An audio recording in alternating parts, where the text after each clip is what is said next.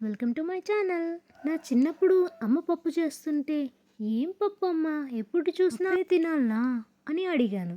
కానీ ఇప్పుడు నా ఫేవరెట్ అంటే ఫేవరెట్ అయిపోయింది. మా ఇంటి టమోటా పప్పుని షేర్ చేసేస్తా, చూసేయండి. ముందుగా ఒక కప్పుడు కందిపప్పుని కుక్కర్లో వేసుకొని 2-3 టైమ్స్ వాష్ చేసుకోండి. పప్పుని శుభ్రంగా కడుక్కొని నీళ్ళని వంపేసిన తర్వాత కప్పుడు టమోటా ముక్కల్ని అందులో వేసుకోండి. ఇది టమోటా పప్పు కాబట్టి ఒక 6-7 టమోటాలు ముక్కలుగా కట్ చేసి వేసుకోండి. ఒక 2-3 ఉల్లిపాయలని ముక్కలుగా కట్ చేసి వేసుకోండి. వెల్లుల్లి రెబ్బల్ని పొట్టి తీసుకొని వేసుకోండి. ఇందులో 1/2 టేబుల్ స్పూన్ పసుపు వేసుకోండి. 1 స్పూన్ కారం వేసుకోండి. కొన్ని కరివేపాకు రెమ్మల్ని వేసుకోండి. 1 టేబుల్ స్పూన్ సాల్ట్ని యాడ్ చేసుకోండి. ఇంకా ఒక నిమ్మకాయ సైజ్ అంత చింతపండుని అందులో వేసుకొని 2 టేబుల్ స్పూన్ ఆయిల్ వేసుకోండి.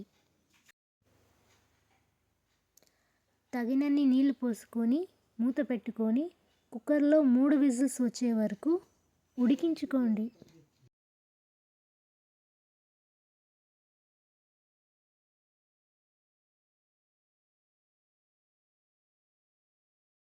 చల్లారిన తర్వాత మూత తీసి పప్పు గుత్తితో మెదుపుకోండి. పప్పు చిక్కదనం చూసుకొని తగినన్ని వాటర్ పోసుకోండి. ఇప్పుడు స్టవ్ ఆన్ చేసి మరొక ప్యాన్ పెట్టి 3 టేబుల్ స్పూన్ ఆయిల్ వేసుకోండి. ఆయిల్ హీట్ అయ్యాక 1 టేబుల్ స్పూన్ ఆవాలు వేసుకోండి. 1/2 టేబుల్ స్పూన్ జీలకర్ర వేసుకోండి.